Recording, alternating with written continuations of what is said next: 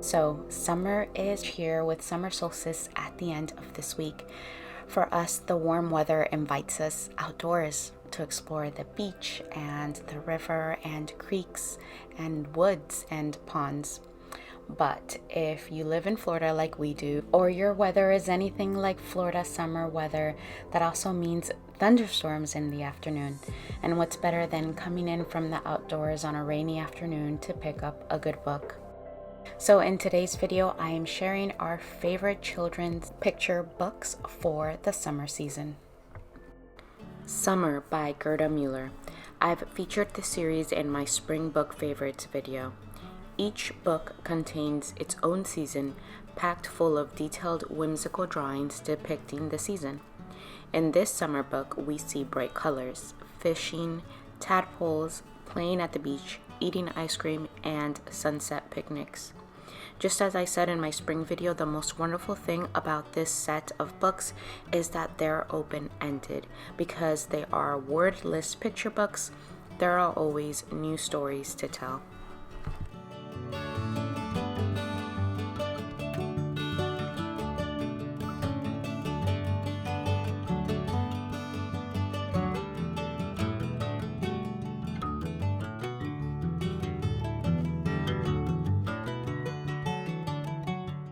Mama, Is It Summer Yet? By Nikki McClure. This is a charming little board book of a boy who can't wait for summer. He keeps asking his mama if it's summer yet, and through her responses, she points out the signs and changes that summer will arrive soon, like ducklings in the pond, pink blossoms blooming, and birds singing. I love the artwork in this book. It's unique, the simplicity, and the boldness. The book is a wonderful celebration of the change of this season, and in my opinion, a must-have in a book collection.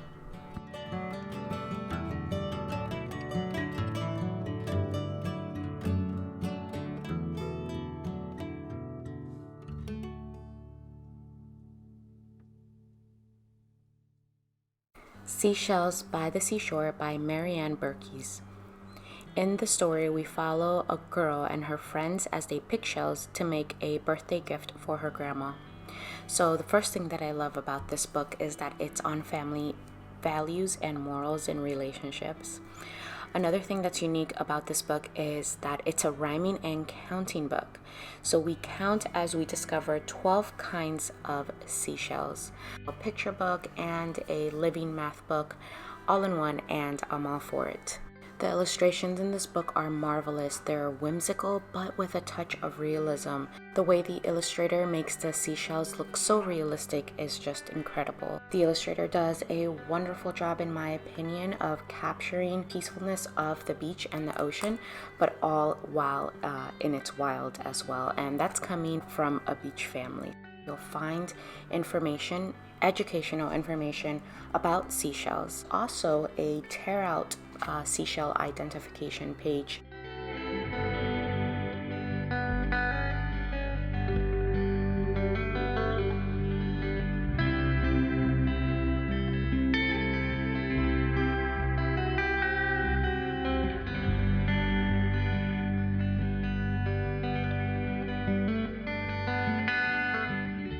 Follow the Moon by Philippe Cousteau and Deborah Hopkinson, a story of environmental activism.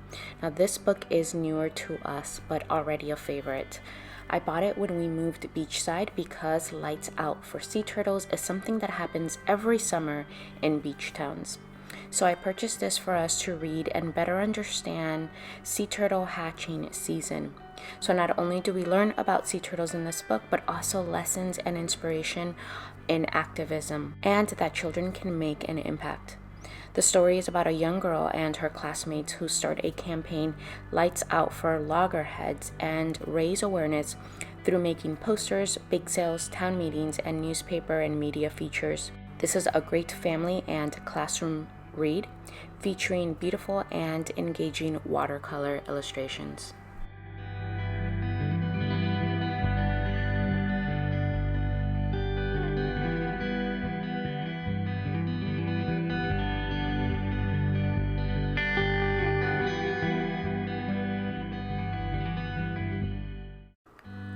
Ocean, a Pika through picture book. I have a book in this series for every season of the year, and this series is just a perfect one for young children interested in the natural world. Illustrated in a playful way with the cutout Pika through holes, this book specifically reveals details in the life under the ocean. Reading this book to my early elementary children, they can learn topics like predators and prey, the names of dozens of sea creatures like lionfish, seahorses, pufferfish, whales, dolphins, sharks, and manatees. I personally love how the author gently introduces the topic of ocean preservation.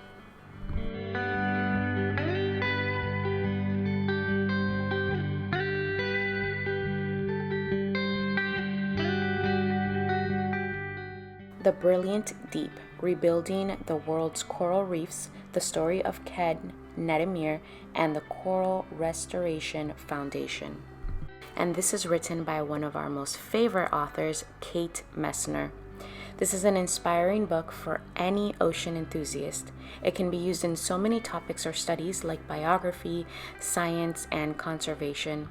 Through reading the story of marine life protector Nedemir, we're inspired to do our best in reducing our environmental footprint and spreading awareness. The illustrations are phenomenal as well. Overall, a book and message we all need to hear, and in my opinion, a topic that is perfect for the summer season.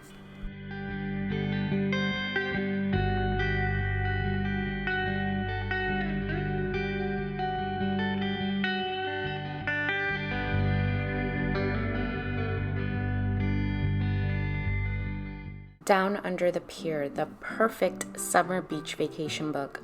The pier, Ferris wheel, the roller coaster, the candy. But down under the pier, the best magic of all. Sea spray, sea creatures, sanderlings. The poetic text and the whimsical illustrations alike highlight summer days at the beach pier. All very relatable to us, which may be why it's a summer favorite in our home. After reading this, you'll long for a beach day by the pier.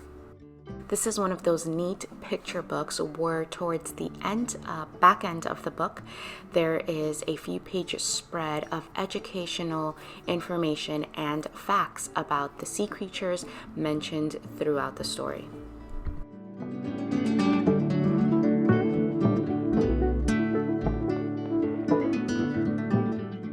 Fireflies by Julie Brinklow, a sweet summertime read. Because just as the beach screams summer, so does a jar full of fireflies on a summer night. I personally love the author's narrative writing as she details to tell the excitement of a boy going to catch fireflies without actually saying it in the text. For example, I ran up the stairs 2 at a time. I love all that detail in the text. The sketch-like illustrations are unique, and I can't think of many books we own like it. I also really appreciate, and this is a spoiler alert, the boy realizes he must set the fireflies free. The Keeper of Wild Words by Brooke Smith. This story is about a grandmother who is a writer. She finds that some of her favorite words, like blackberry, buttercup, are disappearing from the dictionary. The grandmother passes her granddaughter as the keeper of these wild words. They go off on a nature walk in summer to find the disappearing words like wren, violet, and poppies, because the only way to save these words is to know them, to share them. This book was inspired by an article the author read about over 100 natural words removed from the Oxford Junior Dictionary and replaced with words like chat room, database, voicemail. The illustrations of nature are vibrant but peaceful as nature is. And I also love how the story portrays a special family bond and relationship between the grandmother and the granddaughter. There's an envelope in the back of the book where the author invites us to be keepers too and put wild words in the envelope. If there is one book to pick up for your home from this video of recommendations, without a doubt, this is it. It's one of those books that touch your soul and change your life.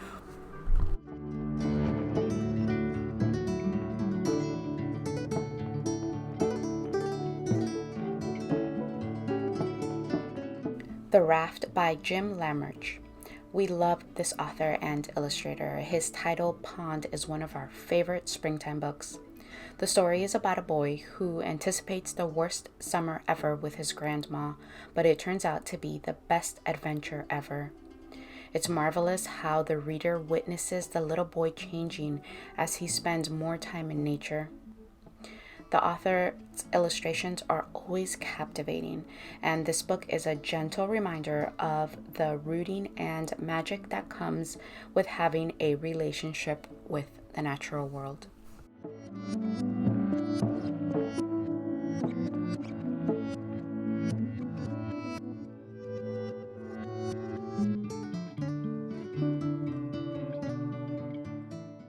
Canoe Days by Carrie Paulson.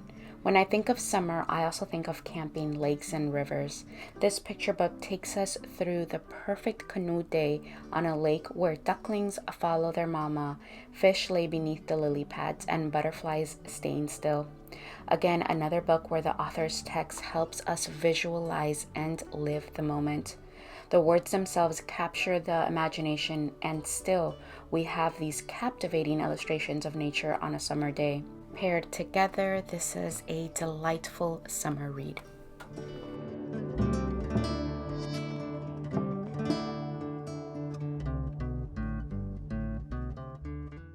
Backyard Fairies by Phoebe Wall.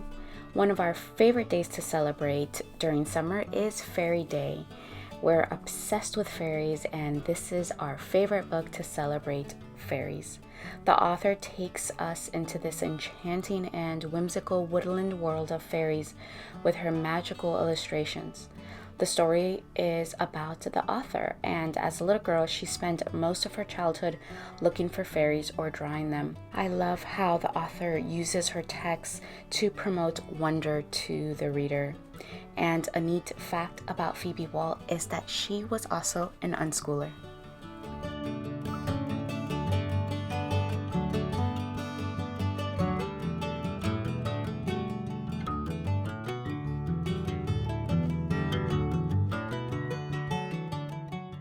All Different Now by Angela Johnson. Juneteenth, the first day of freedom. Another important date during summer, actually coming up now in June, is Juneteenth. Juneteenth is a celebration of Black liberation in the United States. So for 2.5 years after the Emancipation Proclamation, news of freedom was intentionally suppressed to those who were enslaved in Texas until June 19th, 1865. I don't know that Juneteenth is taught in schools.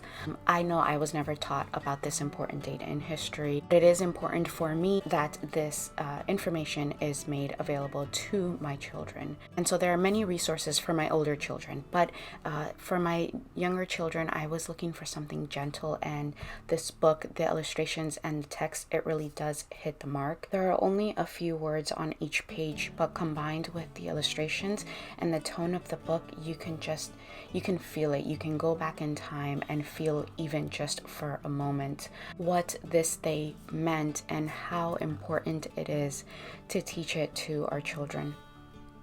It also includes important dates and key terms in the back for easy reference. So again, I recommend this book to anyone who may want to learn about Juneteenth or teach it to their children.